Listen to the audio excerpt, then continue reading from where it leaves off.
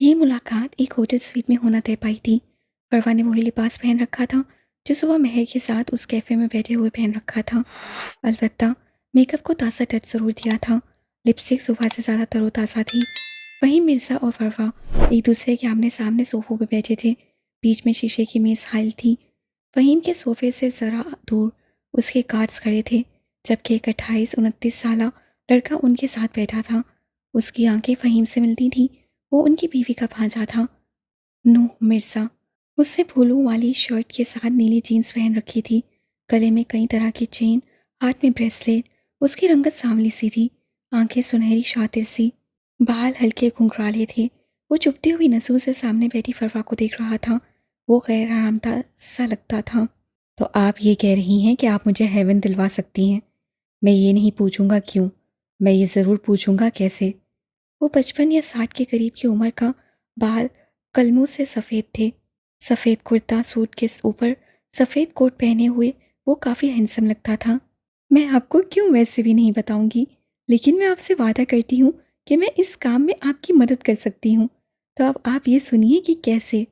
वो मुस्कुराते हुए बोल रही थी। बात दरअसल ये है कि मिराज सुल्तान की बेटी की शादी है 10 दिन बाद। आपने बस करना ये है कि उसकी बेटी को एक रात घर नहीं पहुंचने देना, और फिर बाकी का सारा काम मेरा है। मैं कुछ समझा नहीं। उसकी बेटी का हेवन से क्या ताल्लुक? वो अगर घर ना भी पहुंची तो उसकी ज़्यादा से ज़्यादा शादी कैंसिल हो जाएगी। इससे मुझे क्या फ़ायदा होगा? मिराज सुल्तान अपनी ज़मीन मुझे क्यों देगा? और अगर आप ये कह रही हैं कि उस रात मैं मिराज को भी मार दूं, तो नहीं, मैं उसको मारूंगा नहीं, वो अच्छा आदमी है। वहीं संजीदगी से बोले थे। मैंने कब कहा कि उसको मार दो? मैंने कहा उसकी बेटी घर ना पहुंचे। वो एक एक लफ्ज़ पे जोर देती बोल रही थी। जब बेटी अपनी शादी की रात घर नहीं पहुंचेगी तो मिराज सुल्तान आधा मर जाएगा, और आधा मरा हुआ मर्द कारोबार के मामलात नहीं संभाल सकता। वो शर्म के मारे घर से निकलेगा भी नहीं। और उसके बाद उसके वारिस हम होंगे, मैं और मेरा शौहर। हम आपसे हेवन के सारे मामलात तय करने को तैयार हैं। वो मुस्कुराते हुए बोली थी। इन सब में आपको क्या फ़ायदा होगा मिसेस सुल्तान?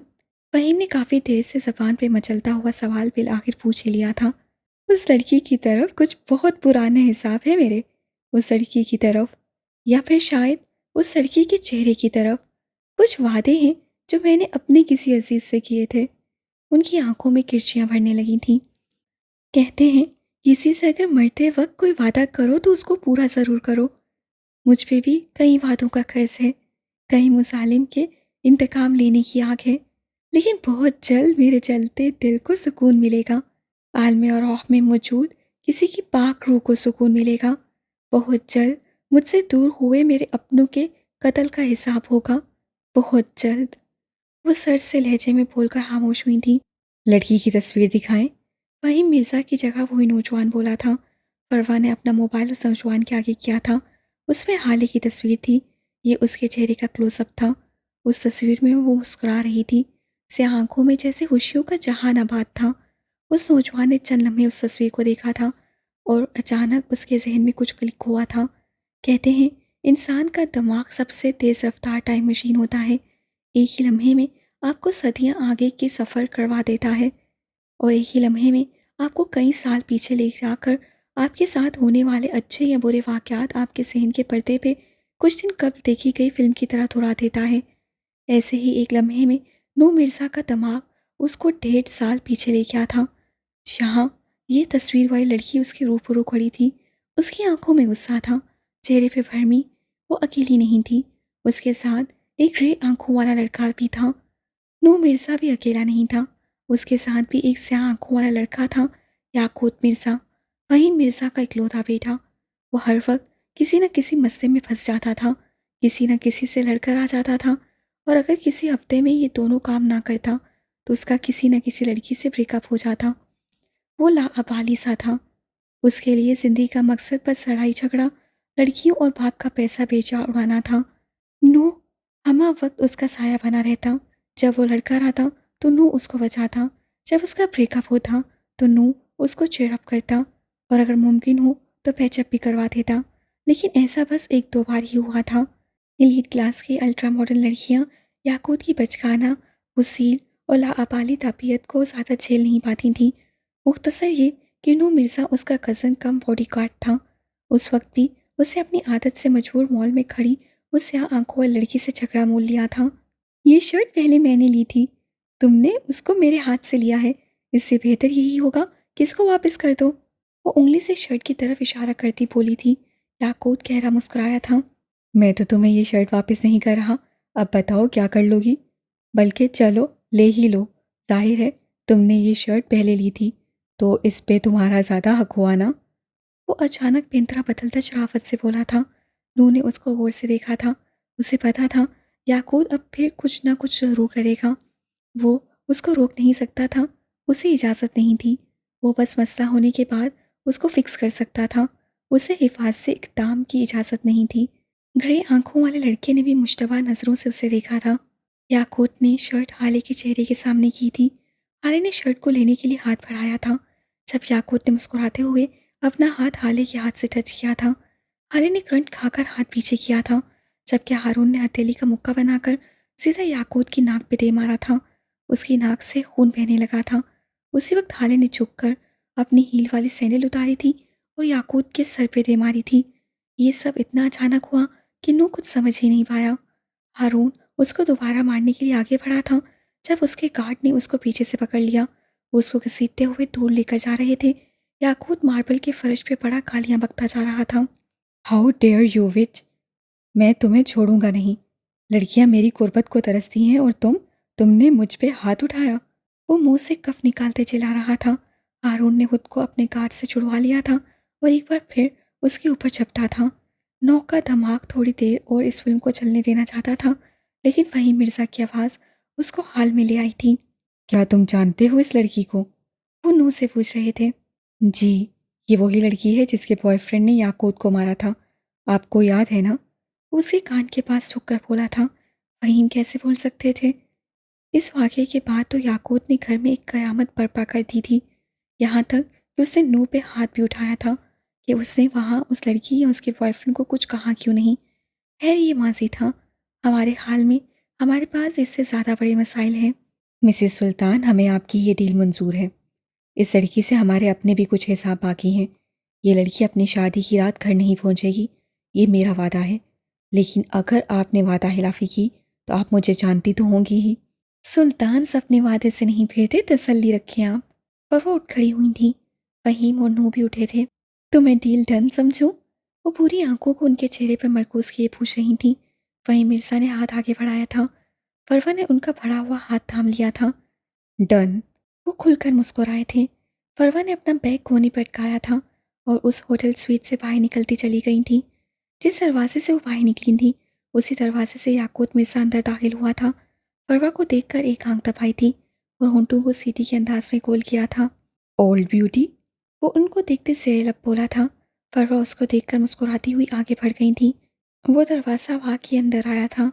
वहीं मिर्ज़ा की आंखें उसको देखकर चमक उठी थी। डैडा डैडा डैडा, वो उनको पुकारता आगे आया था।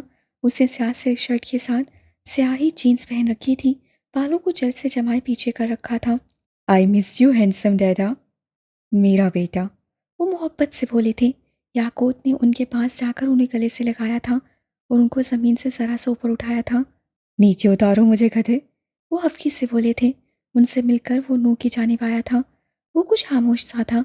याकूत ने उससे पंजा मिलाया था और फिर उसको भी गले लगाया था। कैसे हो भाई? वो हशाश फशाश सा था। बिल्कुल ठीक, तुम सुनाओ, छुट्टियां एंजॉय की? ये मैं तुम्हें बाद में बताऊंगा, पर्सनल है। उससे आंख दबाई थी।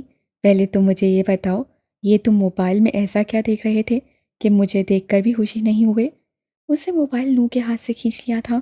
नूह ने कोई मज़ामत नहीं की। उसके मोबाइल में उसी से आंखों वाली लड़की के चेहरे का क्लोजअप था।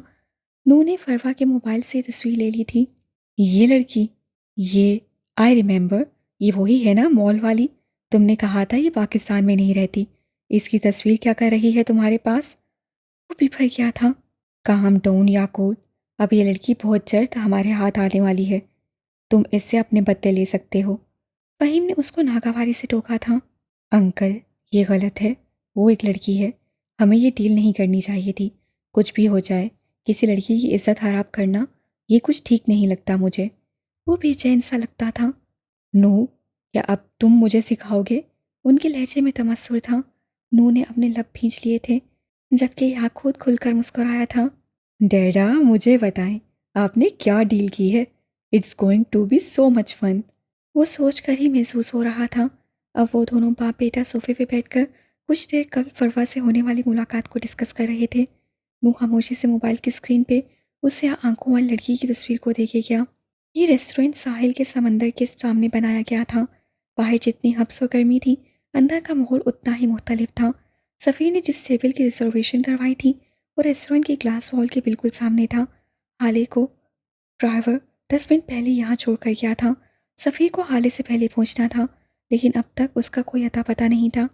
हाले का शिद्दत से जी चाह रहा था कि मेज़ पे सर रखकर ज़रा देर को गर्दन ही सीधी कर ले, लेकिन इस रेस्टोरेंट का माहौल ऐसा था कि थोड़ी ही देर में सब उस पर हंसने लग जाते, या तो वो किसी की इंस्टाग्राम स्टोरी का हिस्सा बन जाती। उसने आज स्याह रंग का प्लेन शफून का जोड़ा पहन रखा था, जिसके गले पे मोटे मोटे सिल्वर स्टोन्स लगे थे। कानों में डायमंड्स इयररिंग्स और गले में चेन। बालों को ढीले चूड़े में बांध रखा था। हल्के से मेकअप में वो बहुत खूबसूरत लग रही थी। उसके सामने वाली मेज़ पे 3 लड़कों का ग्रुप बैठा था। उनमें से एक लड़का खाना खाते हुए बार बार मुड़कर उसकी तरफ दिखता था। इस रेस्टोरेंट में सारे टेबल इसी तरतीब से थे। एक कुर्सी बीच में, जैसे कि सरबराही कुर्सी हो, और उसके दाएं बाएं 2 और कुर्सियां रखी गई थीं। उस लड़के को हाले ने बस नोट किया था, लेकिन नज़रअंदाज कर गई। हाले की दाएं जाने वाली मेज़ पे बैठे किसी की स्याह आंखों ने भी ये मंजर देखा था। उसने अपने साथ बैठे शख्स से अलविदाई मसाफा किया था, और अब वो कदम कदम चलता हाले की टेबल के सामने जाकर खड़ा हो गया था।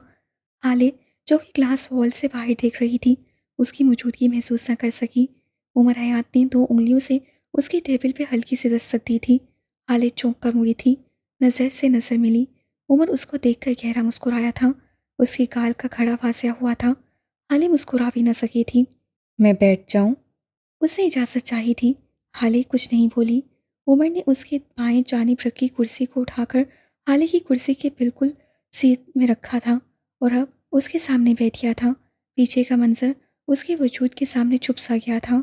वो लड़का अब यहाँ नहीं देख सकता था। मैंने तुम्हें बैठने को नहीं कहा। वो लोगों की मौजूदगी को नोट करती दबी दबी आवाज़ में बोली थी। उमर ने कंधे उचकाए थे।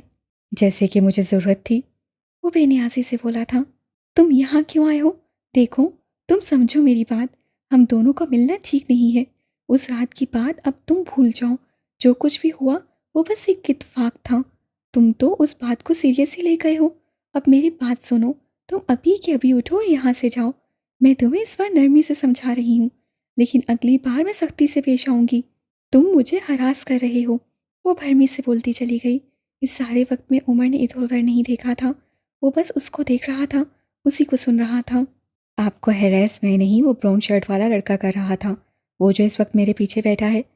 और उस रात जो कुछ भी हुआ, मैंने तो उसकी बात भी नहीं की। आप पहले खुद इस बात को अपने जहन से निकाल लें। मेरे दिमाग से बातें नहीं निकलती। वो संजीदगी से कह रहा था। हाले के चेहरे पे साया लहराया था। तुम मुझसे क्या चाहते हो? उमर चंद लम्हे उसको देखता रहा। मैं आपसे शादी करना चाहता हूँ। हाले को लगा था जैसे किसी ने उसके सर पे धमाका कर दिया था। उस दिन मैंने आपसे कहा था ना, मैं अब जीना चाहता हूँ। इसका मतलब यही था। मैं आपको देखकर जीना चाहता हूँ, आपके साथ जीना चाहता हूँ। और अगर ऐसा नहीं हुआ तो मैं बस जिंदा रह सकता हूँ, लेकिन जी नहीं सकता। आपके बगैर जिंदगी गुजर सकती है, जी नहीं जा सकती। वो उसको देखते हुए नरमी से कह रहा था। उसका लहजा किसी को भी पिघला सकता था, लेकिन सामने भी हाले सुल्तान थी। How dare you? वो उसकी आंखों में देखती अजीब से लहजे में बोली थी। तुम्हारी हिम्मत कैसे हुई? वो दबा दबा गुर्राई थी। तुमने समझ क्या लिया है मुझे? पहले तुम मुझे स्टॉक करोगे, फिर मुझसे चंद अच्छी अच्छी बातें करोगे, और मैं तुमसे इम्प्रेस हो जाऊंगी, और फिर तुम आकर मुझे प्रपोज कर दोगे, और मैं हंसी खुशी हाँ बोल दूंगी। किस फिल्म की स्टोरी है ये? पागल बना रहे हो मुझे? समझ क्या रखा है तुमने मुझे? तुम जैसे गुंडे मवालियों से शादी करूंगी मैं। 2 जज्बाती डायलॉग बोल दोगे और मैं तुम्हारे आगे पीछे चलने लगूंगी। मिस्टर उमर हयात, मैं हाले सुल्तान हूँ। एक दुनिया है जिसको मेरी आरज़ू है। सबकी झोली में नहीं गिरती मैं। वो आसपास के लोगों पे लानत भेजते हुए बुलंद आवाज़ में बोल रही थी। लोग मुड़ मुड़ कर उनको देखने लगे थे। उमर ने उसको अफसोस से देखा था। मुझे लगा था आप मैच्योर हैं।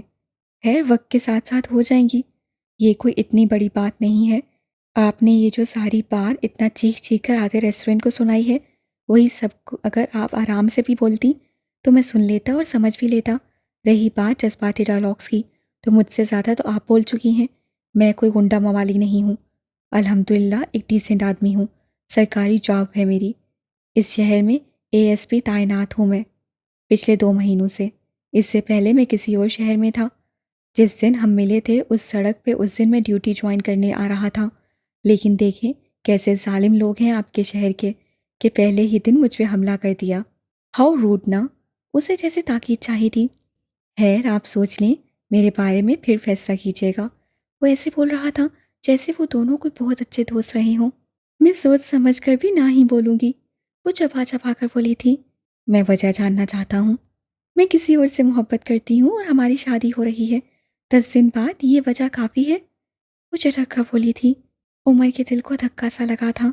कौन है वो बदकत बोल पाया था। तुम्हें बताना ज़रूरी नहीं समझती मैं, और अब तुम्हें चाहिए कि तुम मेच्योरिटी का मुजाहरा करते हुए मेरा पीछा छोड़ दो। वो एक एक लफ्ज़ पे जोर देती बोली थी। उमर ने एक गहरी सांस भरी थी। अगर वो शख्स सफ़ीर है तो आपसे गलती होने जा रही है।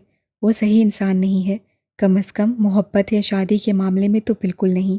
वो इस गलत चॉइस की तकरार से थक गई थी, तभी हारे हुए अंदाज में बोली, कैसे? साबित करो मुझे। वो मेज़ पे आगे को हुआ था, उसकी आंखों में देखा था और बोलना शुरू किया था। वो करप्ट है, आप स्ट्रेट हैं, सीधी। वो लालची है, आप बेगर्ज। उसको हर बात में फ़ायदा चाहिए होता है। आप मुख्तलिफ हैं। आप एक आज़ाद पंछी जैसी हैं। आप एक काम कर लेती हैं, फ़ायदा और नुकसान बाद में सोचती हैं। है, ये भी कोई अच्छी आदत नहीं है, लेकिन आप ऐसी हैं। हाले ने कुलस कर उसको देखा था। उसे अपनी बरतरी साबित करने का बहुत शौक है। उसे हर वक्त अपने इर्द गिर्द ऐसे लोग चाहिए जो उसकी वाह वाह करें, उसको माने, उसकी सुनी जाए। वो आपसे मोहब्बत नहीं करता, आपसे मुतासिर है, अट्रैक्टेड है, हासिल करने का ख्वाहिशमंद है, लेकिन मोहब्बत बिल्कुल नहीं। वो आपसे मोहब्बत नहीं करता। उसे लोगों को जज करने की आदत है। आपको लोगों में अच्छाई ढूंढना पसंद है। वो चाहता है सब उससे कमतर रहें। आप दूसरों की कामयाबी से भी खुश होती हैं। आप दोनों में ज़मीन आसमान का फ़र्क है। आपकी शादी अगर हो भी गई तो निभाना मुश्किल हो जाएगा, बहुत मुश्किल। वो नरमी से कह रहा था। हाले गौर से उसको सुन रही थी। मैं उन्हें नहीं छोड़ सकती, उससे बोलना शुरू किया था। इसलिए नहीं क्योंकि मैं उनको पसंद करती हूँ, बल्कि इसलिए क्योंकि अब बहुत देर हो चुकी है।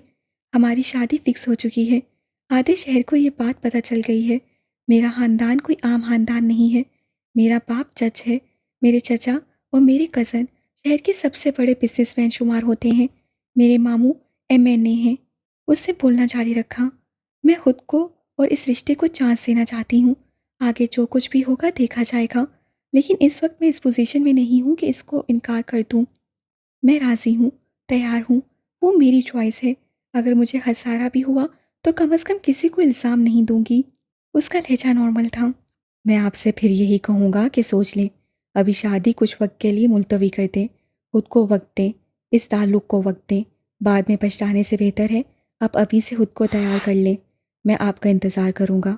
इन 10 दिनों में हर दिन, हर घंटा, हर मिनट आप मुझे मिल जाएं तो मेरे लिए इससे बड़ी खुशी कोई नहीं होगी। याद रखिएगा, अगर आप पे कोई ऐसा वक्त आया जब आपके अपने भी आपके साथ ना रहें, तब मुझे पुकारिएगा। तब उमर हयात आपके साथ होगा। उसके लहजे में ऐसा मान था कि हाले को यकीन आने लगा। लेकिन नहीं, अभी कहाँ। मेरे पास साथ देने को बहुत लोग हैं उमर। मुझे तुम्हारी ज़रूरत नहीं पड़ेगी कभी। और तुम मेरा इंतज़ार मत करना, क्योंकि हाले के पास तुमसे ज़्यादा बेहतर ऑप्शंस मौजूद हैं। और मैं आज के तुम्हारे प्रपोज़ल को ना कहती हूँ। वो मुस्कुराते हुए बोली थी। उमर भी मुस्कुराया था। उसी वक्त किसी के मोबाइल के कैमरे ने इस मंजर की तस्वीर को कैद कर लिया था। वो कि नुस्वानी वजूद था। उसकी आंखें भूरी थीं। उमर उठ खड़ा हुआ था। उसे सफ़ीर को सामने से आते हुए देख लिया था। मैं आपका इंतज़ार करूँगा। आपके पास बेहतर ऑप्शंस हैं। जब बेहतर ऑप्शंस छोड़ जाएं तब मुझे याद कीजिएगा, क्योंकि वो मेज़ पे हाथ रखे उसके करीब झुका था। मैं आपके लिए बेहतरीन हूँ। वो मुस्कुराते हुए चला गया था। सफ़ीर उसका चेहरा नहीं देख सका था। वो हाले के करीब आया तब तक वो जा चुका था। ये कौन था?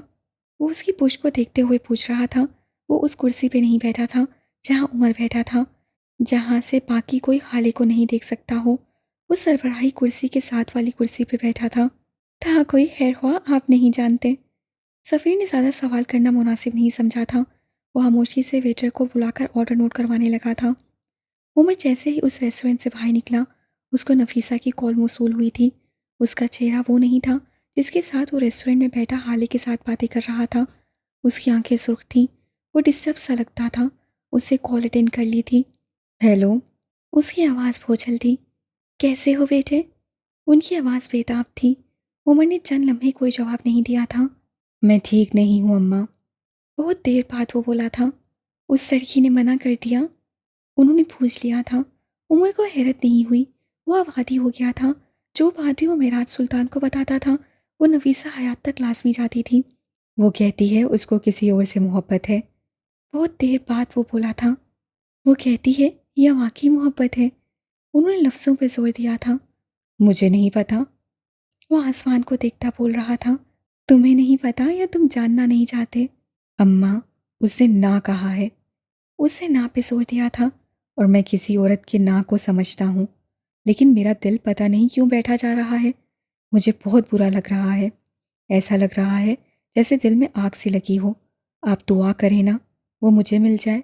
अल्लाह आपकी बहुत सुनता है, और अगर नहीं मिल सकती तो मेरे दिल को हील कर दे। वो थक कर बोला था। वो तुम्हारी भी सुनता है। आपसे ज़्यादा नहीं। वो फ़ौरन बोला था। मैं दुआ करूँगी बेटे। आप मेरे पास आ जाए अम्मा, कब तक अकेली रहेंगी? उसने बात बदल ली थी। तुम क्यों नहीं आ जाते? हम दोनों के हिस्से मेजर तुमने लिखा है उमर। वापस तुम्हें आना होगा। तुमने जाते वक्त कहा था ना मैं ज़िद्दी औरत हूँ, तो अब तुम मेरी ज़िद देखो। मैं तो वहाँ नहीं आऊँगी। वो आम से लहजे में कह रही थी। It has been 10 bloody years. उमर सामने देखते हुए बोला था। No, it has been 10 years, 5 months and 12 days. वो ऐसे लहजे में बोली थी कि उमर का दिल कट कर रह गया था। उमर, अगर 10 सदियाँ भी हो जाएं, तब भी मैं यहाँ से नहीं जाऊँगी। लेकिन अगर तुम खुद आकर मुझे यहाँ से ले जाओ, तो नफीसा हयात दुनिया के आखिरी कोने में जाने को भी तैयार है। उमर ने कुछ कहे बगैर कॉल काट दी थी। वो नहीं जा सकता था। उसका नाक आड़े आता था। शाहिद विलास में डिनर टेबल सजी थी। अनु इकसाम के खाने मेज़ पर चुन दिए गए थे। हारून शायद खा नहीं रहा था। वो बस प्लेट में चम्मच घुमा रहा था। हारून, कुछ खा क्यों नहीं रहे हो? नवाल ने उसको टोका था। मैं कल जा रहा हूँ मामा। उसने प्लेट पर नसें झुकाए ऐलान किया था। कहाँ? शाहिद ने सवाल किया था। पता नहीं, लेकिन यहाँ से चला जाऊँगा। दूर, बहुत दूर, और 1 महीने तक वापस नहीं आऊँगा पापा। आप बंदोबस्त कर लें। तुम मुझे बता रहे हो या इजाज़त ले रहे हो? वो भरमी से बोले थे। न बता रहा हूँ, न इजाज़त मांग रहा हूँ। मैं आपसे इल्तिजा कर रहा हूँ, मुझे भेज दें। दूर, बहुत दूर, कम अज़ कम वहाँ जहाँ मुझे हाले ना याद आ सके, जहाँ मेरा दिल बेसुकून ना हो, जहाँ सफ़ीर ना हो। वो मेरे दिल को जलाता है पापा। मेरा दिल करता है या तो मैं उसको शूट कर दूँ या फिर खुद को। अगर आपने मुझे नहीं भेजा तो मैं मर जाऊँगा या फिर सफ़ीर को मार दूँगा। उसकी आंखें जब से सुर्ख पड़ गई थीं। क्या करोगे जाकर? क्या मिल जाएगा? जहाँ भी जाओगे दिल तो यहीं रहेगा। उसको निकाल कर फेंक कर जाओगे क्या? अगर ये खुश नहीं है तो तुम कहीं भी खुश नहीं रह सकते, चाहे तुम दुनिया के आखिरी कोने में क्यों ना चले जाओ हारून। मेरी वाहिद औलाद हो तुम। मुझे ज़िद करना छोड़ दो खुदा के लिए। वो आजिज़ आ गए थे। आप रुस्तम को भी इस तरह मना करते? वो तल्खी से बोला था। आप मुझे इसलिए नहीं जाने दे रहे ना क्योंकि मैं कभी अकेले कहीं नहीं गया हूँ। ये 10-10 गार्ड्स के साथ घूमने वाला हारून शाहिद अकेले दुनिया घूमेगा। आप इस तसव्वुर से भी डरते हैं ना? मुझे भेज दें पापा, वरना मैं पागल हो जाऊँगा। रुस्तम को खो चुके हैं आप दोनों। मुझे संभाल लें। उसकी कबर बन गई है, मेरी ना बनने दें। खुद पे और मुझ पे रहम करें, मुझे जाने दें। उसका लहजा ऐसा था कि नवाल और शाहिद का दिल कट रहा था। कल तक हो जाएगा बंदोबस्त। शाहिद खाने की मेज़ से उठते हुए बोले थे। उनका लहजा किसी भी किस्म के जज्बात से आ रही था। हारून ने सर मेज़ पे गिरा दिया था। ये सफ़र उससे क्या कुछ छीन लेगा, उसको अंदाज़ा नहीं था। 25 अप्रैल, हाले का निकाह और सालगिरह का दिन। ये एक ऐसी सुबह थी जो ना जाने कितनी ज़िंदगी को बदलने जा रही थी। एक ऐसी नहुसुदा सुबह कि उसके आगाज़ में भी नोखे पढ़े जाएं और उसके अख्ताम पे भी मातम किया जाए। आज सुबह से ही सुल्तान मंजिल में हड़बड़ी सी मच गई थी। हर कोई यहाँ से वहाँ भागता नजर आ रहा था। सुबह से शाम हो गई थी, लेकिन इस घर के मकीनों को अब तक टिक कर बैठना नसीब नहीं हुआ था। वजह वो मेहमान थे जिनको खास तौर पर फरवा ने बाहर मुल्क से इसरार करके बुला रखा था।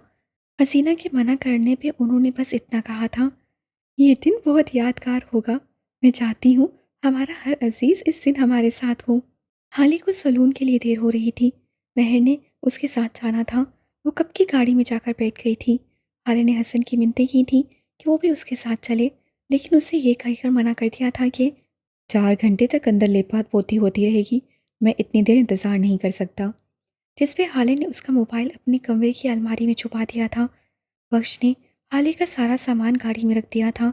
हाले भी थोड़ी देर बाद गाड़ी में जाकर बैठ गई थी। वापसी पे उसको लेने सफ़ीर ने जाना था। कॉलर जाने के 3 घंटे बाद हाले तैयार हो चुकी थी। हाले ने ऑफ वाइट गरारे के साथ सूट दुपट्टा ओढ़ रखा था, बालों को जूड़े में बांध रखा था, गले में गुलूबंद, कानों में झुमके और माथे पे टीका लगाए वो तैयार थी। ब्यूटिशियन ने उसके मेकअप को आखिरी टच दे दिया था। अब उसने खुद को आईने में देखा तो हैरान हुई थी। वो आज तक इतनी हसीन कभी नहीं लगी थी।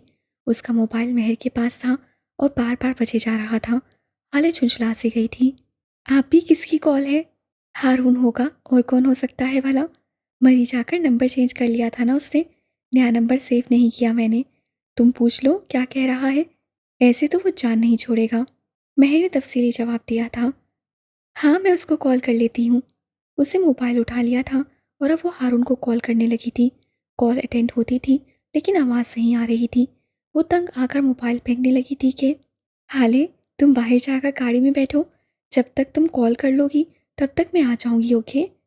महर अपना मेकअप आधे में छोड़ के उससे बात करने लगी थी। अच्छा ठीक है, आप भी जल्दी से आ जाइएगा, देर मत कीजिएगा प्लीज़। वो उजरत में बोलती चली गई थी। सैलून वालों ने प्रोटोकॉल के तौर पर एक लड़की को उसके साथ कार तक भेजा था। हाले बाहर आ गई थी। उस लड़की ने हाले के गरारे को संभाल रखा था। सैलून के दरवाजे के बाहर हाले की गाड़ी खड़ी थी।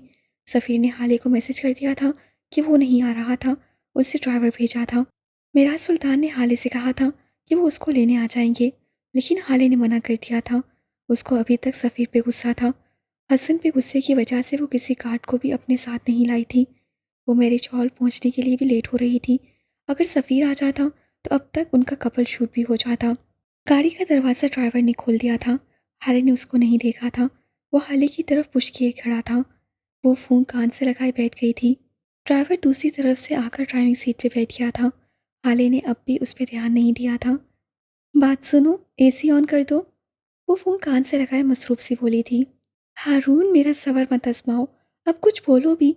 एक तो कॉल अटेंड कर रहा है और कुछ बोल भी नहीं रहा। वो मुझसे कुछ बड़बड़ा रही थी। उसी वक्त ड्राइवर ने गाड़ी स्टार्ट की थी। हाले को लगा था वो एसी चलाने के लिए गाड़ी स्टार्ट कर रहा है, लेकिन उसको गलत लगता था। ड्राइवर ने गाड़ी आगे बढ़ानी शुरू कर दी थी। हाले ने चौंक कर उसको देखा था और हाले का सांस सीने में अटका था। ये उसका ड्राइवर नहीं था। या खुदाया, ये कौन था? वो इतनी शॉक थी कि उसको समझ में नहीं आया कि क्या करे। तो तुम कौन हो? कौन हो तुम? मेरी गाड़ी में कैसे आए? वो हैरत, शौक और डर के मारे अटक अटक कर इतना ही कह सकी थी। और उसने जब गौर किया तब उसको पता चला ये उसकी गाड़ी नहीं थी। उसका रंग और मॉडल वही था, लेकिन ये गाड़ी ये हाले की नहीं थी। ये ख्याली हाले की जान ले गया था और वो बिल्कुल सुन हो गई थी। उसी वक्त ड्राइवर गाड़ी रोककर नीचे उतर गया। हाले ने उतरने की कोशिश की थी, लेकिन उसकी टांगों में जान नहीं थी। उसी वक्त दो नकाबपोश गाड़ी में आकर बैठे थे, ऐसे कि हाले बीच में थी और वो दोनों उसके दाएं बाएं।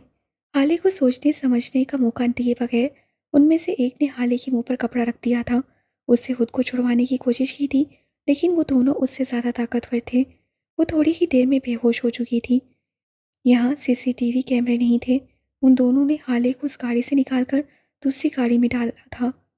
वही गाड़ी जिसके अंदर वो दोनों काफ़ी देर से बैठे इंतज़ार कर रहे थे। उन दोनों ने अपना निकाब उतार दिया था। अब उनके चेहरे वाज़ेह थे, नूह मिर्ज़ा और याकूत मिर्ज़ा। उमर अपने बंगले के बाहर खड़ा था। ये बंगला उसको हुकूमत की जानिब से अलॉट हुआ था। यहाँ उसके लिए एक शेफ, ड्राइवर और चौकीदार भी था। बंगला सब स्पेलों से ढका हुआ था और रात की सुबह तारीख और खामोश था।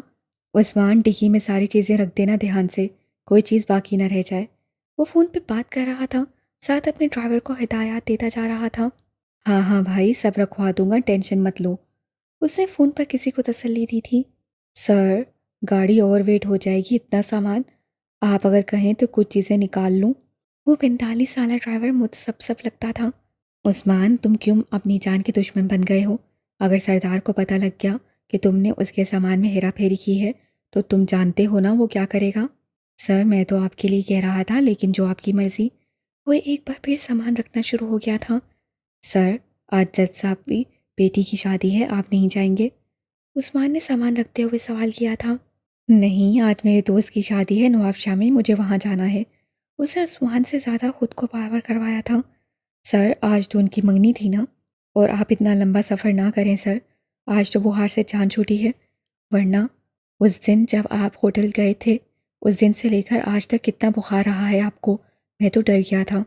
तुम अपने काम से काम रखो उस्मान, ज़्यादा बोला ना करो। वो उसको झिड़क कर आगे जाने लगा जब उस्मान ने उसको पीछे से पुकारा। सर, आप तो फजर पढ़ के निकलेंगे ना, कुछ सामान अब भी रहता है, मैं मार्केट जाकर ले आऊँ। उमर ने बस सही लाया था, तभी उसको मेराज सुल्तान की कॉल आने लगी। वो नहीं उठा सकता था। मेराज एक बार फिर उसे कॉल आने की जिद करते वो नहीं जा सकता था। उसका अपना गम था। फ़ोन बज बज कर खामोश हो गया था। उमर ने मोबाइल पावर ऑफ कर दिया था और उस्मान को देखे बगैर बोला था, मैं सोने जा रहा हूँ, अगर क़यामत भी आ जाए तो मुझे उठाना मत, कम अज़ कम फजर से पहले तो बिल्कुल नहीं। कोई अगर मेरा पूछने आए तो कह देना मैं शहर में नहीं। वो बोलकर जा चुका था। इस बात से लायन कि हशर तो बर्पा हो चुका है, अब बस अपने बचाव का सामना करना बाकी था।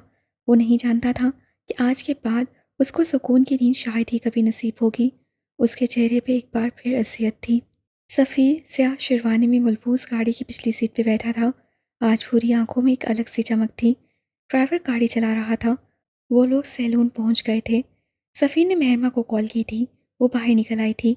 उसने सुर्ख रंग की प्लेन साड़ी पहन रखी थी। उस पर कोई काम नहीं हुआ था, बिल्कुल सादा।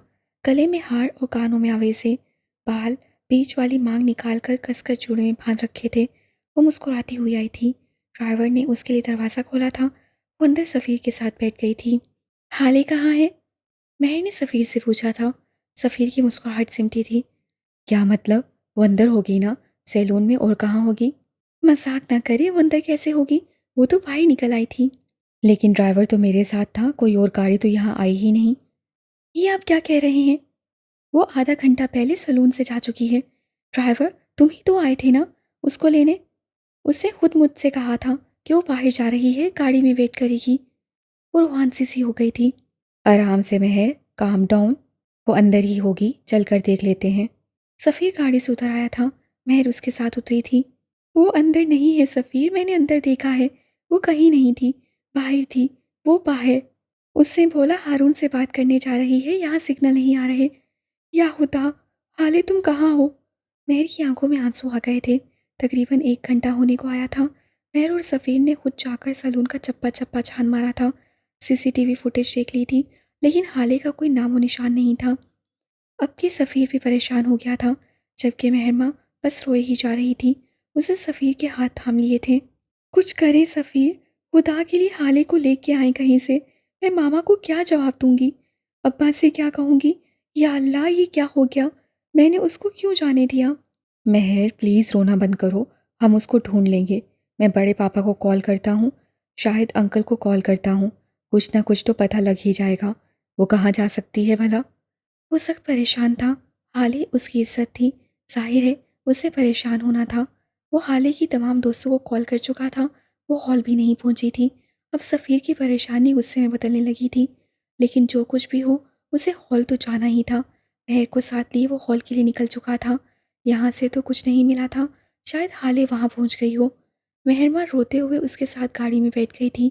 उन्होंने हॉल जाना था, ये ज़रूरी था। हाले गाड़ी की पिछली सीट पे होश और हर्ष से बेगाना पड़ी थी। नू गाड़ी चला रहा था।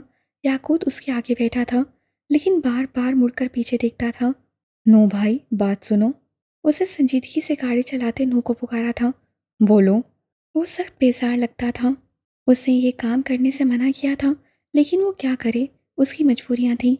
मुझे ना ये लड़की चाहिए, चाहे कुछ दिन के लिए ही सही। वो बेहोश पड़ी हाले को देखते कह रहा था। याकूत, ये नहीं, ये लड़की कभी भी नहीं। हमारी डील ये नहीं हुई थी। मैं तुम्हें ऐसा वैसा कुछ नहीं करने दूंगा। तुम्हें अगर लड़की ही चाहिए तो तुम्हारे जैसी हज़ारों लड़कियां इस वक्त अवेलेबल हैं। तुम उन्हीं के लायक हो। ये लड़की ऐसी नहीं है, इसके बारे में सोचना भी नहीं। वो दो टोक लहजे में बोला था। मैंने कहा मुझे ये लड़की चाहिए, मतलब चाहिए। वो भरमी से बोल रहा था। ठीक है, कुछ दिनों के लिए नहीं, लेकिन कम से कम आज रात के लिए ये मेरी है। तुम ज़रा देखो तो सही, इसको कितना कामल हुस्न है यार। वो गर्दन मोड़े हाले को देखते हुए कह रहा था। देखो याकूत, ये मासूम है। हम पहले ही इसके साथ बहुत जुल्म कर रहे हैं। कुछ रहम करो उस पे। हमारी भी एक बहन है। हमारी नहीं नू, तुम्हारी। नरमीन तुम्हारी बहन है। वो चपा चपा कर बोला था। यहाँ आगे पुलिस कॉलोनी में साइम का फ्लैट है, वहाँ रोक देना गाड़ी। हम आज इस लड़की को वहीं रखेंगे, फार्म हाउस नहीं जाएंगे। डैड को पता चल जाएगा। सुबह होते ही जो मर्जी करना इसका, मुझे इससे कोई मतलब नहीं होगा। बल्कि अभी रोको गाड़ी, 1 मिनट।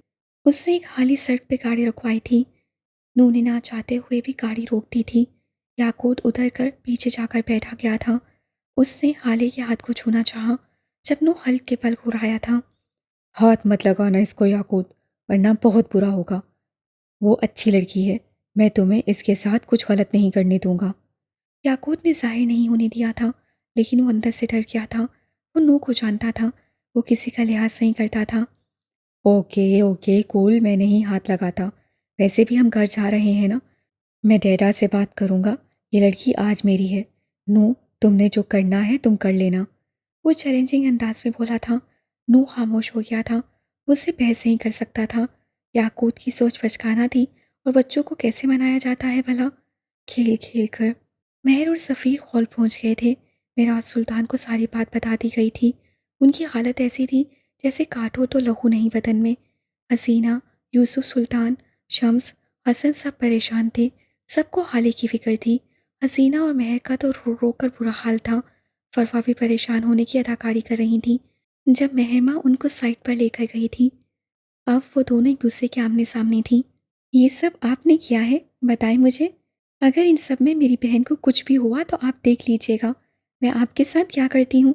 अगर आप कुछ जानती हैं तो साफ साफ बता दीजिए। खुदा के लिए बता दें मेरी बहन कहाँ है। वो सुर्ख आंखों के साथ हल्के पल चिल्ला रही थी। क्या बकवास कर रही हो तुम महर? मेरा वाला उस लड़की से क्या वास्ता? जब मैं शादी के लिए मान गई तो मैं भला ऐसी हरकत क्यों करूँगी? तुम्हारे लिए बेहतर है कि अपनी बहन को ढूंढो, ना कि मेरे सर पर सवार हो जाओ। ठीक है, मैं उसको पसंद नहीं करती हूँ, लेकिन ये सब कुछ, ये सब बहुत ज़्यादा है। मैं उसके साथ ऐसा कभी नहीं कर सकती। ज़रा से फासले पे खड़े यूसुफ सुल्तान और सफ़ीर ने उनकी बातें सुन ली थी। वो दोनों अभी कुछ और भी बोल रही थी, लेकिन सफ़ीर वहाँ से हट गया था। सफ़ीर ने पुलिस को कॉल कर दी थी। उस वक्त एसएचओ और डीआईजी हॉल पहुँच गए थे। सफ़ीर और मेराज सुल्तान उनसे बात कर रहे थे। आपने सीसीटीवी फुटेज चेक की है? ऐसे कैसे मेरी बेटी कहीं जा सकती है? आप शहर में नाकाबंदी करवा दें, हर गाड़ी की चेकिंग शुरू कर दें। मुझे मेरी बेटी चाहिए। वो भरम थे, वो शौक थे, वो गमगीन थे। उनको लगता था जैसे किसी ने उनके दिल को किसी तेज धार पर्ची से काट दिया हो। जज साहब, एक ही फुटेज को 1000 बार देख चुका हूँ। हाले बेटी खुद गाड़ी में जाकर बैठी हैं। गाड़ी की नंबर प्लेट फुटेज में नहीं दिख रही। मैंने पास आते खुद हर जाविये से देखा है। आपकी बेटी खुद उस गाड़ी में जाकर बैठी थी, और उस गाड़ी को भी ज़्यादा ढूंढने की ज़रूरत नहीं पड़ी। सैलून से ज़रा आगे जाकर जहाँ सीसीटीवी कैमरे की रेंज ख़त्म होती है, गाड़ी हमने वहाँ से बरामद कर ली है। ड्राइवर भी हमें मिल गया है, लेकिन बदकिस्मती से वो गूंगा है। लेकिन आप फिक्र न करें, ऐसे गूंगों को ज़ुबान देना आता है हमें। हसन, गाड़ी की चाबी लाओ, मैं खुद ढूंढ कर लाऊंगा अपनी बेटी को। वो कहीं नहीं जा सकती। मुझे यकीन है वो मेरी बेटी है। मैं उसको ढूंढ कर लाऊंगा। हसन चाबी लेने चला गया था। सफ़ीर लब भींचे यहाँ से वहाँ चक्कर लगा रहा था। ए, बात सुनो। उसने एसएचओ को उंगली के इशारे से पास बुलाया था। जी सर। वो ताबेदारी से बोला था। वो लड़की, वो मुझे चाहिए। उसका लाखों का हेयर कट बिखरा हुआ था। कहीं से भी लाओ, कैसे भी लाओ, जितना पैसा चाहिए ले लो, जितने फेवर्स चाहिए मैं दूंगा। वो चपा चपा कर बोल रहा था। उसकी ब्रांडेड शेरवानी पे सिलवटें पड़ गई थी। चाहे तुम उसको जिंदा लाओ या मुर्दा, उसकी मसीहशुदा लाश लाओ या उसका कटा हुआ जिस्म। उसे ज़िंदगी में कभी किसी चीज़ के लिए इतना इंतज़ार, इतनी मेहनत नहीं करनी पड़ी थी। वो कभी किसी चीज़ के लिए इतना नहीं तड़पा था। वो फ़ातिह था। मुझे वो चाहिए। वो कहीं नहीं जा सकती। उसको आना होगा। अपने पैरों पे चलकर आए या उसको स्ट्रेचर पे डाल कर लाओ। उसको हिसाब देना होगा। उसे ज़िल्लत का निशान बना दूंगा मैं। उसकी ज़िंदगी जहन्नुम से भी बदतर बनाऊंगा मैं। उसने मुझे धोखा दिया है। मैं उसको इबरत का निशान बना दूंगा। उसे लेकर आओ, जाओ। उसकी आंखें सुर्ख थीं, जैसे अभी खून टपक पड़ेगा। एसएचओ ने सर हिला दिया था। सर, मैं अपनी पूरी कोशिश करूंगा। सफ़ीर एक बार फिर यहाँ से वहाँ चक्कर लगा रहा था। आज उसे पता चला था अर्श से फर्श पे गिरना कैसा होता है। तभी उसके मोबाइल पे बीप हुई थी। 2 बार सू सू की आवाज़ आई और फिर स्क्रीन तारीक हो गई, ऐसे जैसे गारें तारीक होती हैं। सफ़ीर ने मोबाइल पे उंगलियां चलाईं, मैसेज खोला। वो एक गैर शनासा नंबर था जिससे सफ़ीर को एक वीडियो और कुछ तस्वीर मौसूल हुई थीं। तस्वीर में नजर आने वाला चेहरा शनासा था। वो उस चेहरे को कैसे भूल सकता था? वो खाली का चेहरा था। हसन हॉल के एक कोने में घास पे नफल पड़ रहा था। उसने भूरे रंग की शेरवानी पहन रखी थी। उसके जूते वहीं घास पे उसके करीब रखे थे। उसने सलाम फेरा था और फिर दुआ के लिए हाथ उठा लिए थे। वो ज़ारो कतार रो रहा था। रोते हुए उसकी हिचकियां बन गई थीं। या अल्लाह, मेरी बहन को वापस ले आए। मैं जानता हूँ मैंने कभी बहुत ज़्यादा अच्छे काम नहीं किए, लेकिन अब करूँगा। मैंने कभी पाबंदी से नमाज नहीं पढ़ी, लेकिन अब पढ़ूँगा। मैं उससे बहुत लड़ता था ना, अब नहीं लड़ूँगा। बस एक बार, सिर्फ एक बार उसको वापस ले आए। उसको सही सलामत वापस ले आए। अल्लाह, आई स्वेयर, आई प्रॉमिस, मैं हर वो काम करूँगा जो आपको पसंद है। बस मेरी बहन को वापस ले आए। मैं मर जाऊँगा। अल्लाह, मैं मर जाऊँगा, प्लीज़ उसको वापस ले आएं प्लीज़। उसने मुझसे कहा था, उससे कहा था मैं उसके साथ चलूँ, मैं नहीं गया। अल्लाह, मैं क्यों नहीं गया? मैं क्यों नहीं गया? लानत हो मुझ पे, मेरे पैदा होने पे लानत। मैं क्यों नहीं गया? वो चीख चीख कर रो रहा था। उसका दिल फट रहा था। या अल्लाह, मैं अब कभी किसी चीज़ के लिए उसको मना नहीं करूँगा, चाहे कुछ भी हो जाए। बस एक बार, सिर्फ एक बार उसको वापस ला दें। मैं क्यों नहीं गया उसके साथ? क्यों, क्यों, क्यों? वो घास पे हाथ मार मार कर रो रहा था। वो कभी दुआ करता था, कभी रोता और कभी खुद को कोसता। वो वक्त को पीछे नहीं ले जा सकता था जहाँ वो हाली के साथ जाने को मना ना करता। कितने बेबस होते हैं ना इंसान। उस्मान ने गाड़ी पार्किंग एरिया में खड़ी की थी। उसकी गाड़ी के पीछे ही याकूत और नू की गाड़ी थी। शहर में हर जगह नाकाबंदी थी, इसलिए नू ने हाले को डिक्की में डाला और यहाँ ले आया। ये सुपरमार्केट उसके दोस्त की थी। ये पार्किंग एरिया सेफ था। पुलिस हर कहीं ढूंढ लेती, लेकिन यहाँ आने के बारे में वो सोचते भी नहीं। हम यहाँ क्यों हैं नू यार? मैं बोर हो गया हूँ यहाँ बैठे बैठे। चलो ना साइम के फ्लैट पे चलते हैं या फिर कहीं और, लेकिन कम से कम इस गार से निकालो मुझे। वो कोफत ज़दा था। मुझे अंकल ने यहाँ ठहरने को कहा है और अगर अब तुम कुछ भी बोले तो मैं उनको बता दूंगा कि तुम अपने दोस्तों के साथ नहीं हो, बल्कि उस लड़की को अगवा करने में मेरे साथ शामिल रहे हो। वो सामने देखते हुए बोल रहा था। तुम कुछ भी कहो, मुझे उस लड़की से बदला लेना था और अभी भी मेरा दिल ठंडा नहीं हुआ। मैं तो उसके साथ वो करना चाहता हूँ कि ये लड़की सारी ज़िंदगी याद रखे, और तुम चाहे मुझे 4 घंटे भी यहाँ बिठा कर रखो, मैं उसके साथ वो सब ज़रूर करूँगा जिसकी ये हकदार है। मैं अपना बदला लूँगा। वो तनफ़ुर से कह रहा था। नू ने जैसे उसकी बात सुनी ही नहीं हो। हाँ, तुम इससे बदला लोगे क्योंकि तुम्हारा बस ही इसी पे चलता है, बल्कि इस पे भी नहीं चलता। ये लड़की अगर होश में होती तब तुम्हें बताती कि वो कैसी आफत है। तुम्हारा बस सिर्फ कमज़ोर लोगों पे चलता है। मेरे भाई, लो बदला, लो शाबाश। तुम अपने कद से बड़े दुश्मन को छोड़ देते हो क्योंकि तुम उससे डरते हो, लेकिन तुम फिक्र ना करो, तुम इस कमज़ोर से बदला लो। मैं तुम्हारे ताकतवर दुश्मनों से निपट लूँगा क्योंकि मैं मर्द हूँ, औरतों से मुकाबला नहीं करता मैं। वो आंखों में तमस्सल लिए बोल रहा था। याकूत हस्बे तवक्का बिफर गया था। क्या मतलब है तुम्हारी बात का?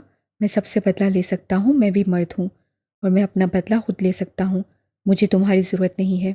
वो गुस्से से कह रहा था। यार, हम दोनों भाई हैं। मैं बदला ले लूँ या तुम, इसमें क्या फ़र्क है? और वैसे भी तुम लड़की को संभाल लो, ये बहुत बड़ी बात है। जिसकी बात मैं कर रहा हूँ वो तुमसे बहुत ऊपर की चीज़ है यार।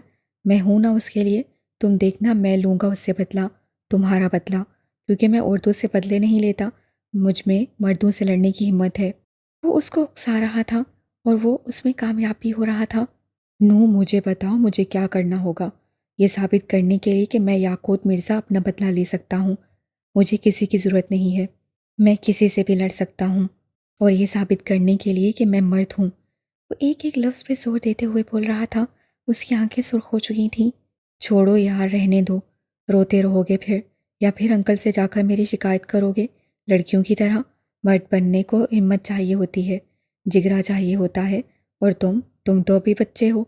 चलो हम साइम के फ्लैट पे चलते हैं। वो गाड़ी स्टार्ट करने लगा था। याकूत ने उसका हाथ पकड़ लिया था। मुझे बताओ, मुझे क्या करना होगा। उसने एक एक लफ्ज़ पे जोर दिया था। नूह ने कंधे उचकाए थे। Okay, cool. तो ये सामने जो एएसपी की गाड़ी खड़ी है ना, जानते हो किसकी है? उमर हयात। उमर हयात, वो बोल रहा था और याकूत गौर से सुन रहा था। याद है उमर कौन है? उसके लहजे में ससा था। वही जिसने पिछले महीने तुम्हारी पार्टी पे रेड लगाया था और तुम्हारी सारी स्टॉक, ड्रग्स और इम्पोर्टेड शराब जब्त कर ली थी। याकूत ने गुस्से से मुट्ठी भींच ली थी। कितनी मुश्किल से निकले थे तुम उस केस से। उफ, मुझे तो सोचकर भी झुरझुरी आ रही है। कितनी बेइज्जती हुई थी तुम्हारी। कितने दिन अंकल ने तुम्हें घर से निकलने नहीं दिया था, और उसी की वजह से तो शीना ने तुमसे ब्रेकअप किया था, क्योंकि वो उस एएसपी को देखकर उसकी गर्विदा हो गई थी। याकूत की आंखों में मिर्चियां भरने लगी थीं। वो उसकी सबसे महबूब गर्लफ्रेंड थी। लेकिन है, तुम क्या कर सकते हो? तुम भला कर ही क्या सकते हो भाई? लेकिन टेंशन ना लो, मैं हूं ना। ऐसा बदला लूंगा, याद रखेगा ये एएसपी। अगर तुम मेरी जगह होते तो क्या करते? वो मशकूक लहजे में पूछ रहा था। नू मुस्कुराया था। तीन निशाने पे लगा था। वो उसकी कमजोरी जानता था। आह, बस कभी किसी की कमजोरी ना किसी के हाथ लगे। मैं वो खुलकर मुस्कुराया था। मैं ये करता कि ये जो लड़की है ना पीछे, इसको उठाता और उस एएसपी की गाड़ी में डाल देता। फिर मैं ये करता कि सुबह होने से पहले उस लड़की के बाप और मंगेतर को कॉल करता और उनको बताता कि उनकी लड़की कहाँ है। तुम जानते तो होगे वो लोग कौन हैं। एक तो एएसपी की नौकरी जाती, और दूसरा उसकी सारे शहर में रेपुटेशन ख़राब होती। तीसरा, वो लोग उसके साथ वो करते कि उस एएसपी की नस्लें याद रखती।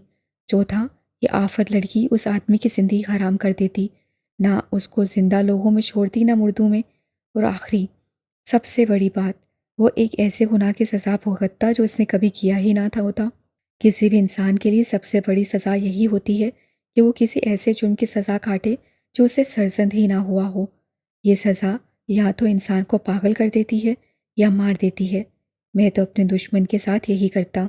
वो सामने गाड़ी को देखते हुए बोल रहा था। खैर, चलो साइम के फ्लैट चलते हैं, वरना तुम फिर बच्चों की तरह रोने लगोगे। वो अब उसके चेहरे को देखते हुए बोला था। तुम अंदर जाकर उसके ड्राइवर को मसरूफ़ रखो, मैं यहाँ संभाल लूँगा। वो अब गाड़ी को देख रहा था। उसकी आंखों में शोले निकल रहे थे। लेकिन तुम अकेले कैसे? मैं तुम्हारे साथ यहाँ। याकूत ने उसकी बात काटी थी। बस, मैंने जो कहा है वो करो। मैं मर्द हूँ, अपना बदला अकेले भी ले सकता हूँ। मैं अपने से 1000 गुना ताकतवर दुश्मन से अपना बदला खुद ले सकता हूँ। मुझे हमने सीने पे उंगली रखी थी। याकूत मिर्ज़ा को अपना बदला लेने के लिए किसी नूह मिर्ज़ा की ज़रूरत नहीं। और उसका मुकम्मल हुस्न जो तुम्हें कुछ देर कब अट्रैक्ट कर रहा था, उसका क्या? वो संजीदा था। अरे लानत भेजो हुस्न पे, पहले मैं ये तो साबित कर दूं कि मैं मर्द हूँ। वो कहकर गाड़ी से उतर गया था। नूह भी गाड़ी से नीचे उतरा था।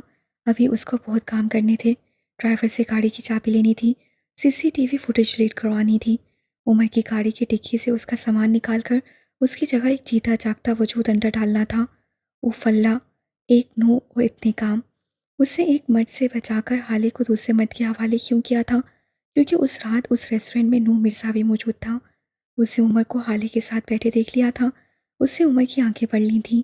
वो हाले को ऐसे मर्द के हवाले कर रहा था जो खुद तो मर जाता, लेकिन उस लड़की पे खुर्फ ना आने देता। वो हाले को एक जानवर से बचाकर एक इंसान के हवाले कर रहा था। इससे नहीं क्योंकि वो अजीम था, बल्कि इसलिए क्योंकि उसके घर में उसकी बहन थी। सफ़ीर ने उस वीडियो पे प्ले का बटन दबाया था। वीडियो चलने लगी थी। मंजर ऊपर ऊपर कर आ रहे थे।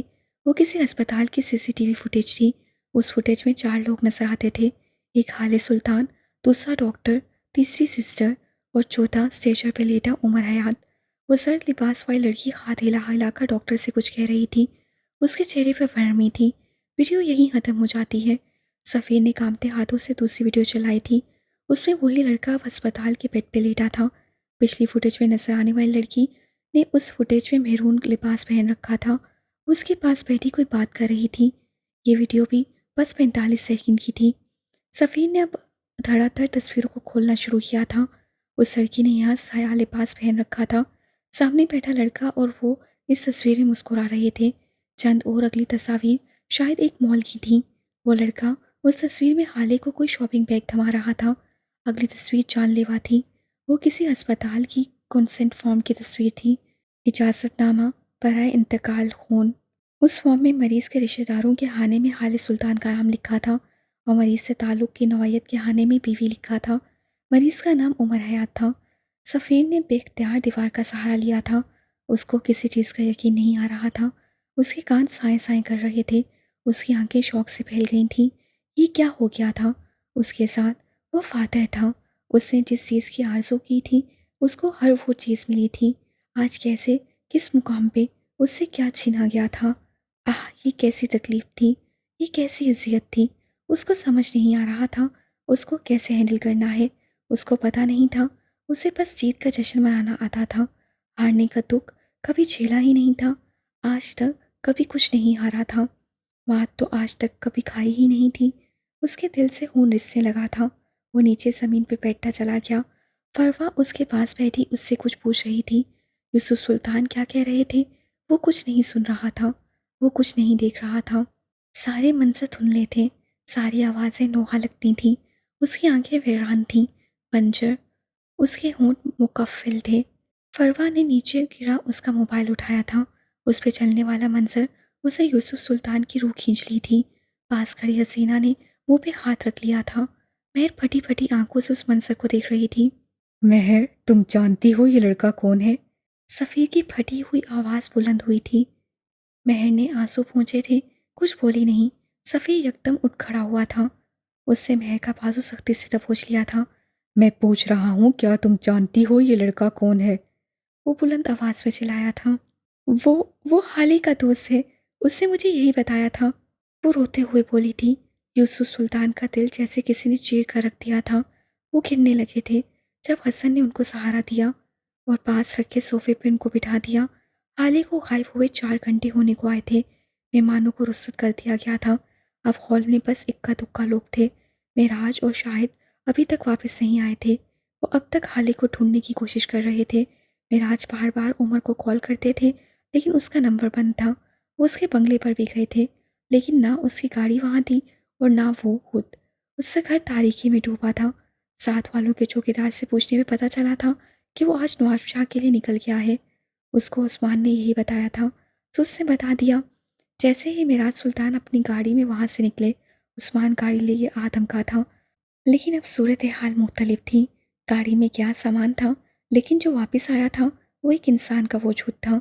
फरवा सफ़ीर का बाजू पकड़े उसको ज़रा फांसे पर ले गई थी। वो हरे हुए अंदाज में उनके साथ घसीटता चला गया। उससे कंधे ढीले छोड़ रखे थे। आंखें बिल्कुल वीरान थीं जैसे कोई सहरा हो। सफ़ीर बेटे, होश करो। क्या हो गया है तुम्हें? वो एक बदकार लड़की थी। भाग गई है वो अब। तुम भी उस पे लानत भेजो। संभालो खुद को मेरे बेटे। तुम सफ़ीर सुल्तान हो। तुम शेर हो। यूँ हिम्मत नहीं हार सकते तुम। ये सब क्या हो गया मम्मी? मैं बर्बाद हो गया हूँ।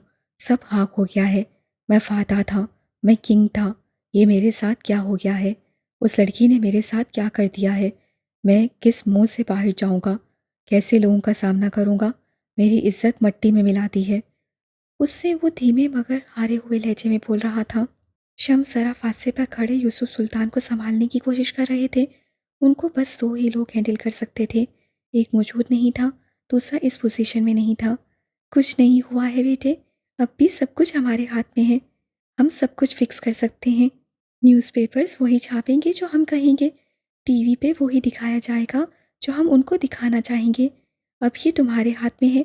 तुम अपनी इज्जत बचाना चाहते हो या फिर खुद को बर्बाद करना चाहते हो? वो उसको समझा रही थी। क्या कहना चाहती हैं आप? वो शिकस्त खोरता लगता था। तुम्हारी शादी तुम्हारी कज़न से होनी है। हर किसी को यही बात पता है। कार्ड पे हाले का नाम नहीं था। ये उसकी ख्वाहिश थी। कार्ड पे बिन्ते मेराज लिखा है और मेहर उसकी वल्दियत के हाने में भी हमने आज तक मेराज ही लिखवाया है। उनकी आंखें चमक रही थीं। तुम मेहर से निकाह कर लो। सफ़ीर ने अपनी खोनी छुड़वाई थी।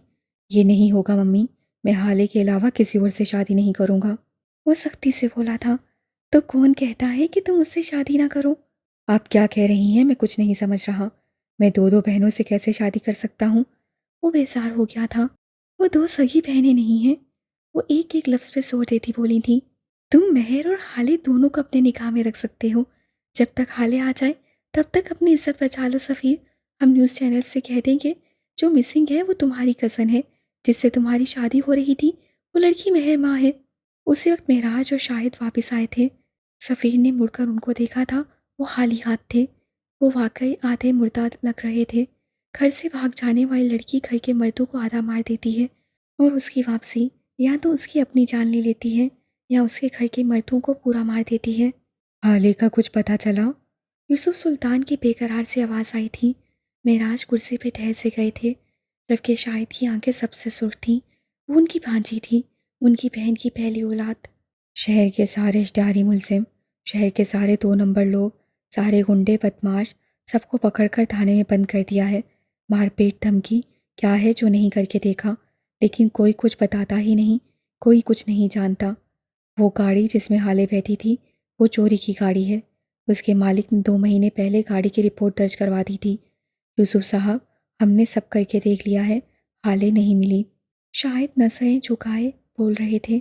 मेराज भाई, घर चलते हैं, कब तक यहाँ बैठे रहेंगे? वो उनके कंधे पे हाथ रखते बोले थे। चले जाना घर भी, पहले मेरा निकाह तो हो जाए। वो तंसिया लहजे में बोला था। मेराज ने थकी थकी नजरों से उसको देखा था। क्या बकवास कर रहे हो तुम? हाले नहीं है यहाँ, निकाह कैसे हो सकता है? शम्स ने उसका बाजू पकड़कर उसका रुख अपनी जानिब किया था। क्यों? क्या हाले के अलावा किसी और लड़की से निकाह नहीं हो सकता? मेहरमा से होगा मेरा निकाह। बुलाएं काजी को, अभी के अभी होगा निकाह। फरवा खुलकर मुस्कुराई थी। मेहर ने आंसू से भरी आंखों से उसको देखा था। हसन ने गुस्से से, मिराज ने बेबसी से, और यूसुफ सुल्तान वो हारे हुए थे। उनके पास मना करने की जरूरत नहीं थी। सफ़ीर बेटे, तुम जल्दबाजी कर रहे हो। हाले आ जाएगी, तुम सब्र तो करो। शाहिद ने समझाना चाहा था। आप मेरे घर के मामलात से दूर रहें। ये वक्त इज्जत बचाने का है और मैं आपकी हाले सुल्तान की वजह से सारी ज़िंदगी गर्दन झुका कर नहीं चल सकता। वो उनकी आंखों में देखता तनफ्फुर से बोला था। नवाल ने आगे बढ़कर शाहिद को खामोश रहने का कहा था। सब लोग खामोश तमाशाई बने खड़े थे जब हसन की कमज़ोर सी आवाज़ आई। सफ़ीर भाई, ये ना करें प्लीज़। मेरी बहन आ जाएगी। वो मिसिंग है, वो आ जाएगी। हसन, अपनी बहन के लिए भीख मत मांगो।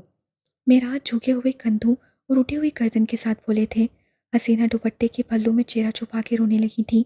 बहन ने उनको रोते हुए देखती रही और फिर हिम्मत मुजतमा करके बोली थी, मैं ये निकाह नहीं करूँगी। वो रोते हुए बोली थी। क्या मेरे कहने पे भी नहीं करोगी? यूसुफ सुल्तान की आवाज़ में महर ने कर्ब से आंखें बंद कर ली थीं। उनको इनकार नहीं कर सकती थी। वो अगर महर की जान भी मांग ले वो तब भी इनकार नहीं करेगी। ये तय था। यकदम जैसे भगदड़ सी मची थी। काजी को बुला लिया गया था। महर के मेकअप को नया टच दिया गया था। जो मेहमान बाकी थे उनको बिठाया गया था। सफ़ीर और महर को स्टेज पे ले जाया गया था।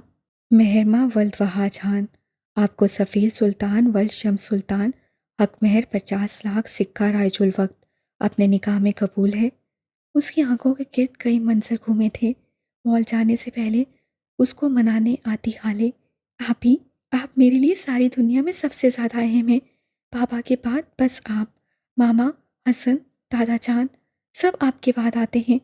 आप अभी कह दें, मैं सफ़ीर को छोड़ दूंगी। आप जो कहेंगी मैं करूंगी। कबूल है। यूसुफ सुल्तान की डांट खाकर आने वाली महर को तलासा देती हाले। आप ही, आइंदा से मैं भी उनके पास नहीं जाऊंगी। जो आपसे अच्छे से बात नहीं करेगा, हाले उससे बात नहीं करेगी। बस बात खत्म। कबूल है।